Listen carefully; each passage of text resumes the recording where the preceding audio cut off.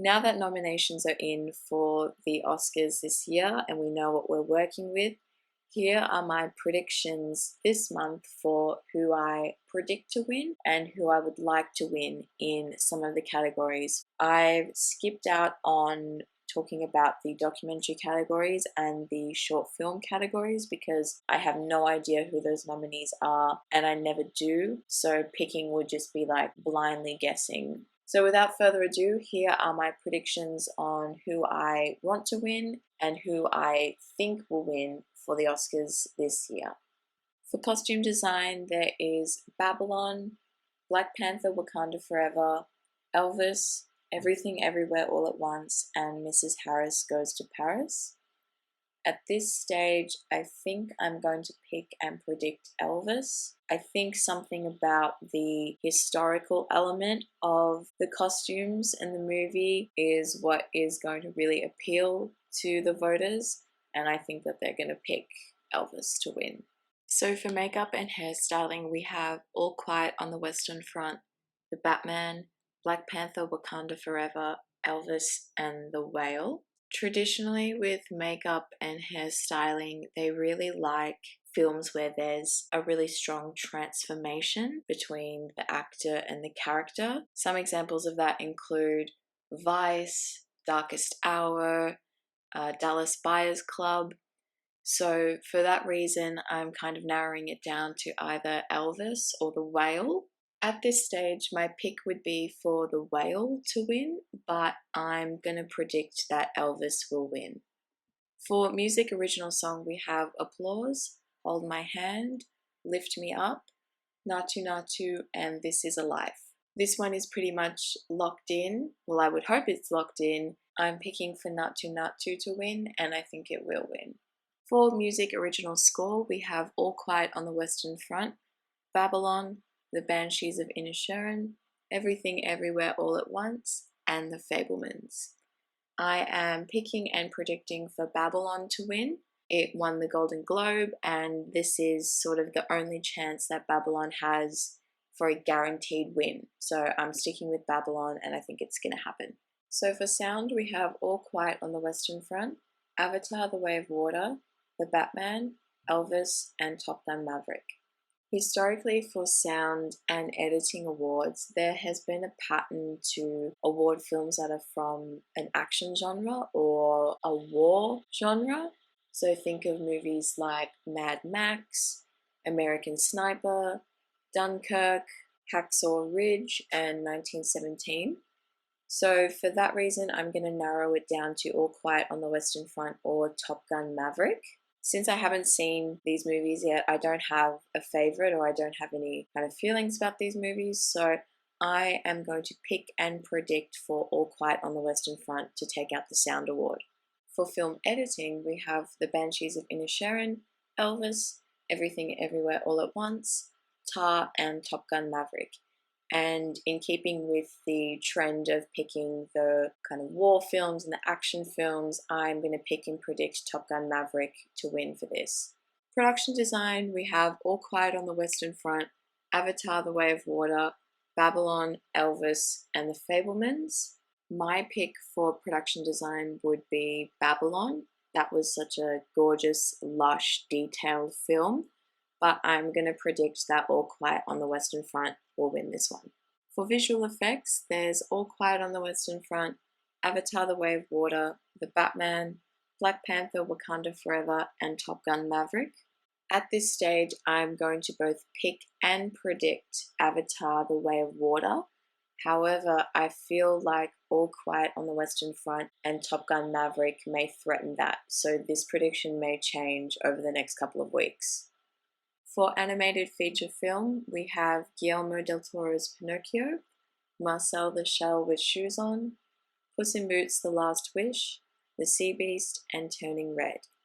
For this one, I am picking and predicting Guillermo del Toro's Pinocchio. It has been the consistent frontrunner in this category, and I think it will go all the way and win the award. For international feature film, we have All Quiet on the Western Front, Argentina 1985, Close, EO, and The Quiet Girl. My pick for international feature film would have been Decision to Leave, but we won't talk about that. So I will just predict All Quiet on the Western Front because it's got the most nominations in the other categories and it seems like the strongest out of the bunch. For cinematography, we again have All Quiet on the Western Front, Bardo, False Chronicle of a Handful of Truths, Elvis, Empire of Light, and Tar. My pick for cinematography would be Tar because I recently saw that film and I thought that it looked amazing. Some of those shots were so gorgeous and crisp and clean that I would love to see it win cinematography. But in terms of my predictions, I'm a little bit torn on who to pick. Bardo, Elvis, and Empire of Light were nominated for ASC awards. Empire of Light has Roger Deakins. Bardo's cinematography is kind of the only positive thing it has going for it. And then All Quiet really dominated nominations. So I wonder if they're going to sweep through the whole thing and take out cinematography as well. I think at this stage, I'm going to go Empire of Light for who I predict to win, but I'm not totally convinced on that at this stage. For adapted screenplay, we have All Quiet on the Western Front, Glass Onion, A Knives Out Mystery, Living, Top Gun Maverick, and Women Talking. My pick to win, I think, would be Women Talking because it was the only thing it was nominated for other than Best Picture, and I've heard that the screenplay is the strongest thing about this movie. However, I think I'm going to predict All Quiet on the Western Front to win. And then for original screenplay, we have The Banshees of Inisherin, Everything Everywhere All at Once, The Fabelmans, Tar, and Triangle of Sadness. At this stage, I'm going to pick and predict The Banshees of Inisherin to win. It won the Golden Globe and has been doing really well in Critics Awards, so I think it's going to go all the way and take out the Oscar. For actor in a supporting role, we have Brendan Gleeson, Brian Tyree Henry, Judd Hirsch, Barry Keoghan, and Ke Huy Quan. And I'm predicting and picking Ke Huy Quan to win. He has been sweeping this award season, winning everything he's been nominated in. It's a beautiful story of him returning to working in the film industry as an actor. It's that perfect blend of a good performance and a good backstory. He's going to win it. It's a lock. For actress in a supporting role, we have Angela Bassett, Hong Chow, Kerry Condon, Jamie Lee Curtis, and Stephanie Sue. And at this stage, I am picking and predicting Angela Bassett to win. I wasn't considering her up until the Golden Globe, but now I think she's the front runner. Jamie Lee Curtis is kind of threatening in the background, but I think Angela Bassett is going to take this one. For actor in a leading role, we have Austin Butler, Colin Farrell, Brendan Fraser, Paul Mescal, and Bill Nye. I would pick Brendan Fraser to win, but who I predict is still quite up in the air, and I feel like actor in a leading role also reflects how I feel right now about Best Picture. Things are not as locked in as I thought they were much earlier on in the awards season. It's quite tricky to know which way the voters are going to swing, whether they're going to pick something that is a little bit more kind of alternative and challenging, such as Brendan Fraser in The Whale, or if they're going to do something a little bit more crowd-pleasing, like Austin Butler in Elvis. Both performances have that kind of transformation element that a lot of voters look for and appreciate when picking who to win. So I think it just depends on what kind of mood they're in and what they're going to appreciate more, whether they want something that is a little bit more challenging or that more kind of, light-hearted, crowd-pleasing performance. Right now, I'm predicting Austin Butler to win because he won the Golden Globe, and I think that the voters are generally going to go for that more lighter piece of work. However, we also do need to take into consideration the backstory and the kind of paratext, I guess, of Brendan Fraser having that return to Hollywood again after all the difficult and traumatic things that he's been through in the industry, coming back and giving a really substantial, strong performance. So I think it could be either of those two at this stage, but right now I'm leaning towards predicting Austin Butler to win Best Actor. For actress in a leading role, we have Cate Blanchett, Ana de Armas, Andrea Riseborough, Michelle Williams, and Michelle Yeoh. Right away, I think that we can cross out Ana de Armas and Andrea Riseborough, even though shout out to Andrea Riseborough for an excellent campaign and getting nominated in the first place. I think we can also take Michelle Williams out of the equation. Side note, it's kind of interesting to think that if she had gone into supporting, as we originally thought that she would, what her chances would have been like at the time. Some people say that choosing to campaign for leading actress instead of supporting actress basically robbed her of a guaranteed Oscar. So we'll never know, but it's interesting to think about. So that brings it down to Cate Blanchett and Michelle Yeoh, and I'm going to pick and predict Cate Blanchett to win. I know that a lot of people really want Michelle Yeoh to win, but Cate Blanchett was phenomenal in Tar. That was such an amazing performance. I was so impressed by it. I want it to win, and I think it's going to win. It's so deserving, and I love Cate Blanchett. For directing, we have The Banshees of Inisherin, Everything Everywhere All at Once, The Fabelmans, Tar, and Triangle of Sadness. I'm a bit torn on who to pick and predict for this one. I kind of want to predict and pick Steven Spielberg. I think it's that legacy thing of like, why would you pass up the opportunity to give an Oscar to Steven Spielberg for the movie that is about his life? Like, it just feels like such an Oscars thing to do.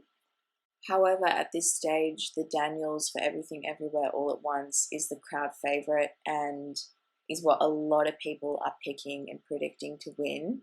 But I think at this stage, I'm going to pick and predict The Fabelmans, Steven Spielberg, to take out Best Director.